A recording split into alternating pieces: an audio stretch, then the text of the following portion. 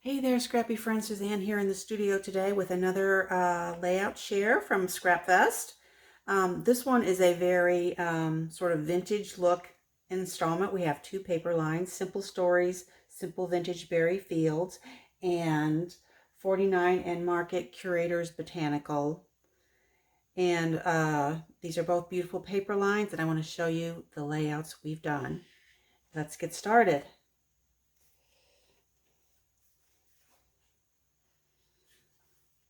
Here we go on this first one. This is the Simple Stories, Simple Vintage Berry Fields. We've got this beautiful wood grain on the outside, and then this sort of ledger paper in the middle, and then this beautiful lattice that we cut on the Cricut. And then I actually took the time to take an alcohol marker and sort of make dots on it, or like it was kind of wet, just to make it blend in a little more with that vintage look, because it was just plain paper. So as far as embellishments, we had lots of the die cuts, and then for my stash I had some little strawberry brads that have bling, and then I also had this big butterfly and a couple of little butterflies out of rhinestones. So I think this turned out really pretty. Show you the embellishment clusters. Spread your wings, bloom. I love it when I can use these really, really old embellishments like these rhinestone butterflies. Here we've got a little embellishment cluster, an old brad, a couple of brads here, and cut aparts and die cuts. So isn't that gorgeous? Really, really pretty. Next up, let's go a little green, shall we?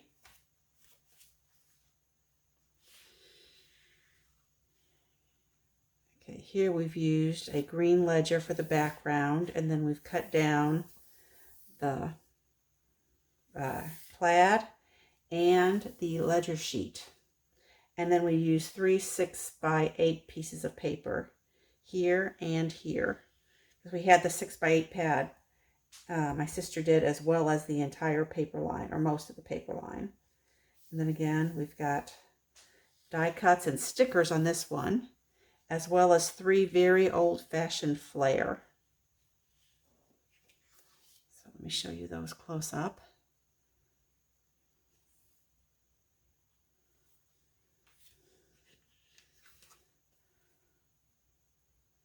The matting with the red here, I think, really makes the red in the background papers and the die cuts pop.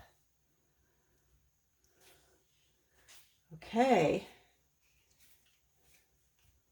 so now let's go blue, shall we? They really had the prettiest colorway in this paper pack. Okay, here we wanted to echo this. We've got this big signature printed embellishment cluster.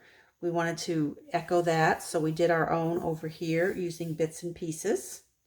We've got 3 blue roosters, and then we've got blue as the background for this page, and then I think that matches nicely with the blue grid over here. And then even on this one here, we've added some more depth and volume to it with embellishments, and then we tried to echo some other things. For example, we made sure we got a doily over here, since there was a doily over here, the buttons, and just various things, just to kind of make sure it looks like it's very balanced. And then here we're just using, I don't know, these are what, 2 by 6.5 inch strips. Just sort of did a sort of a, they're not all the same size, they're all the same width, but then we kind of used like a quilt pattern of the background papers. Very pretty. So there's another good idea for you. Write that one down.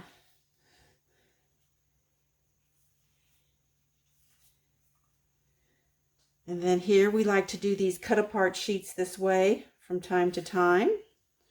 where you basically just leave the ones you really like. And sometimes you have to cover up. For example, this one here, one of these here is actually covered up with something because I didn't like the particular one.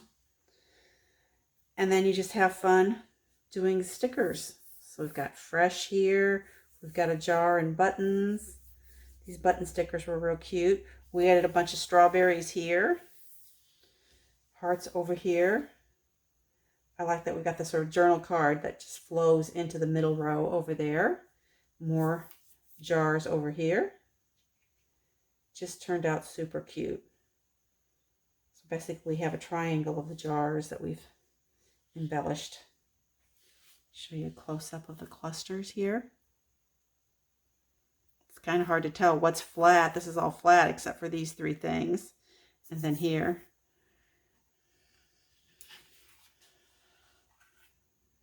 It's lots of fun.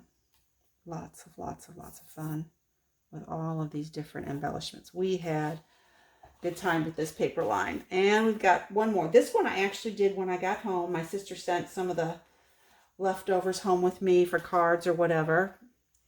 But I had this top paper was in my 100 pattern paper stack. And I thought, oh, that has that same vibe. That way I was able to stretch the fact that I just had this one 12 by 12 piece left. And then some scraps.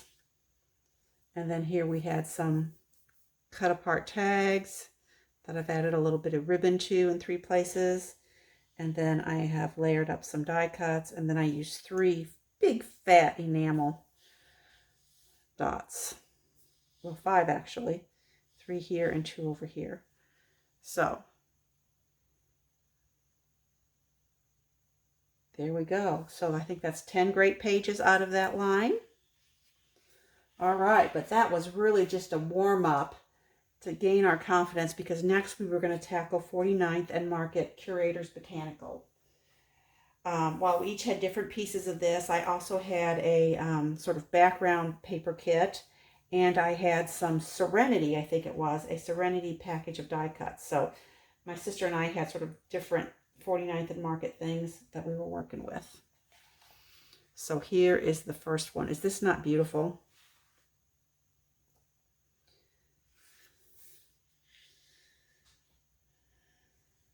Okay. These were actually, I think, a row of maybe 5 butterflies, and we just cut down the 3. Here we have foliage coming out here. We've used sequins. These are close to my heart. Bluebell sequins, I believe. And some buttons. Just really, really pretty. Just layering here. Layering some book plates. Some tickets, some little tags, some little pieces. So figuring out how much is enough without being too much is kind of the trick with 49th and Market. And after you see these, you can let me know if you think we achieved that. Did we get enough? Did we get the full effect of the 49th and Market without overdoing it? On double page layouts, a lot of times you see awfully lot of just the plain 1 page 49th and Market, because there is so much stuff on them usually. But we wanted to do the doubles. So we hope you get some tips here. Okay, again, as far as repetition between the pages, we used some wood dots and buttons. We've got some frames here, book plates, little tags. Got 3 tags here. Visual triangle of tags, actually.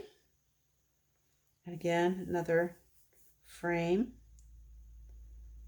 And then we've used this background here, this very little detail in a lot of places on there.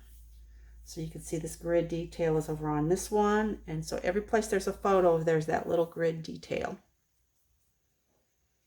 So a little bit of repetition to make the page look a little more cohesive when you're using all these bits and bobs. All these really beautiful bits and bobs. So if you're intimidated by 49th and Market, of course you can always look and see what their design team has done. Next up, my sister and I really liked working on these together. We felt a lot less intimidated by having two of us to bounce ideas off and say, okay, is that too much or not enough, or what would you do differently? This is really pretty here. Again, we have some grid paper in the background. That was one from one of those accessory packs I had. And we've got our visual triangle of some very, very old, I think these are Prima flowers. A little burlap look with the little buttons. And then we've got a couple of extra little buttons here on this page. Let me show you these close up. I love this band of paper ribbon frame. And then here, we've done a little decoration around all four, but we have a definite focal point on this page that completes the visual triangle on both pages. And then last but not least, this one is really, really pretty. I love their big window frames by 49 in Market. So we have that and some book plates. And then because this is sort of very monotone, I went with some very, those bumpy gems to give it a little glitz. Show you these close-ups. I use some washi tape as well. So lots and lots of detail. 49th and Market does some of the layering for it, and then we add our own layers on top. It just turns out so, so pretty. You'll have to agree. Okay, I hope you found this video useful. I hope to see you back here soon. As always, I appreciate your time and attention. Bye for a bit.